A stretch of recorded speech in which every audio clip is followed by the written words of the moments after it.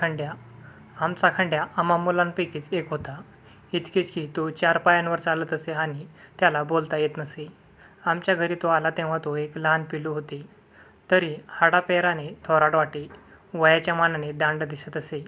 अंगावरचे केस इतर कुत्र्यांच्या मानाने थोडे लांब होते. छाती, मांड्यांची मागची काड आणि मान यावरील केस विशेष लांब होते. पण खंड्याची खरी शोभा म्हणजे त्याचे कान होते.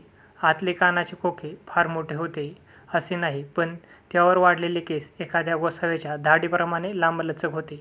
खाली वाकून तो हुंगत असला तर त्याच्या त्या केसांची टोके भुईला लागत. या लांब केसांमुळे खंड्याचा चेहरा मोठा गंभीर दिसे. मी कितीही तपशिलाने या आमच्या लहानपणाच्या सोबत्याचे वर्णन केले तरी त्याचा मोहरा डोळ्यांपुढे जसा तसा उभा राहणे कठीण आहे. प्लेगच्या दिवसात आम्ही दर साल रानात राहायला जायचो. राखणीला बरोबर खंड्या असला म्हणजे कोणीही बिनघोर घोरत पडावे.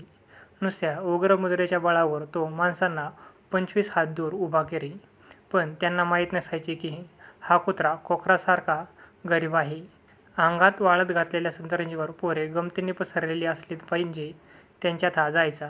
ती मुलेही त्याला धरून डुळवत, त्याला आ करायला लावत आणि त्याच्या त्या अकराळ-बिकराळ तोंडात खुशाल हात घालत. पण खंड्या कुणालाही कधी चावला नाही की कुणाला त्याने कधी ओरबडलेही नाही. या प्राण्याला माणसाचे शहाणपण होते. खरे म्हणजे शहाण्या माणसाचे शहाणपण त्याला होते असे म्हटले पाहिजे. स्वयंपाकघरात आमची पंगत बसलेली असायची.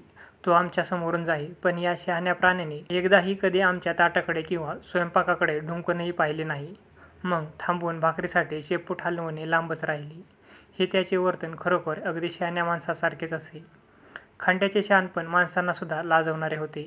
एकदा गावात प्लेगची साथ असल्यामुळे आम्ही रानात राहत होतो. तेथून 3-4 मैलावर माझी बहीण दुसऱ्या एका रानात प्लेगनिमित्त राहत असे. ती तेथे प्लेगने वारली म्हणून तिच्या घरच्या मंडळींना आम्ही आमच्याकडे घेऊन आलो. बरोबर त्यांची अंथरुणे पांघरुणे होती. ती घरात घेणे धोक्याचे होते. आमची वाडगे खूप ऐसपैस होते म्हणून आम्ही झोपडीपासून बऱ्याच अंतरावर एका बाजावर ही 6 चिरगोटे आम्ही उन्हात ठेवून दिली.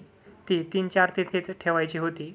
वाडग्यात येण्याची कोणाचीही प्रज्ञा नव्हती म्हणून रात्रीच्या वेळी ती कोणी घेऊन जाईल असे आम्हाला कधी वाटलेच नाही. रात्र पडली. आम्ही झोपी गेलो. खंड्या झोपडीच्या बाहेर दाराशी नेहमीप्रमाणे होता. सकाळी उठून पाहतो तो खंड्या अंगणात नाही. आम्ही इकडे तिकडे पाहू लागलो. जाता जाता त्या दूर टाकलेल्या कपड्यांकडे गेलो. त्या बाजल्याच्या शेजारी नख्यांनी काढलेल्या एका डबक्यात खंड्या पाय पुढे पसरून बसलेला. धान्याची चिरगोटे झोपडीपासून लांब पडलेली होती. ती जातील ही खंड्याला भीती होती म्हणून नेहमीचे अंगणात ठिकाण सोडून हा इमानी प्राणी त्या बाजल्यापाशी रात्रभर बसून राहिला.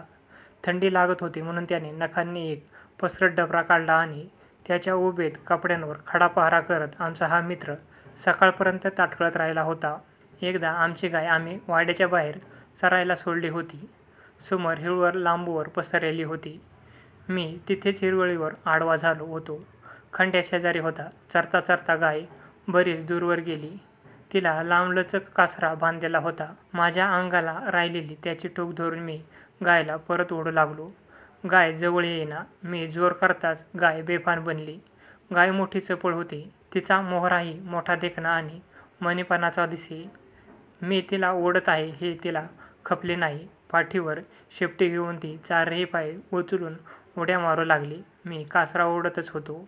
या झटापटीत त्या लांबलचक कासऱ्याचे 3-4 विळखे माझ्या पायाच्या भोवती पडले. गाय तर उड्या मारत पळू लागली. माझी फरफटच झाली. इमानी खंड्या शेजारी होता. त्याने माझी स्थिती ओळखली आणि तो गायीच्या समोर जाऊन तिला अडवू लागला. गाय वळेल तिकडे खंड्या पुढे होई. त्याने भुंकून भुंकून गायीचा मार्ग बंद करण्याची वेळ आणली. त्याने या गायीला असे रोखून धरले की तिला थांबणे भागच पडले. त्या प्रसंगाच्या खुणा अजूनही माझ्या दंडावर आहेत आणि खंड्याच्या पराक्रमाचे स्मरणही माझ्या मनात कायम आहे. आम्ही प्लेगचे दिवस शेतावर काढले आणि प्लेग संपला म्हणून घरी परत आलो. एका आठवडा गेला असेल. एके दिवशी खंड्या सकाळी गोठ्यातील आपल्या जागी बसून राहिला. काठीने थोडेसे डोसल्यावर तो बाहेर आला. पण मागले पुढले पाय ताण आळस देऊ लागला. डोळे मान लांबून काही चमत्कारिक फुंकार करू लागला.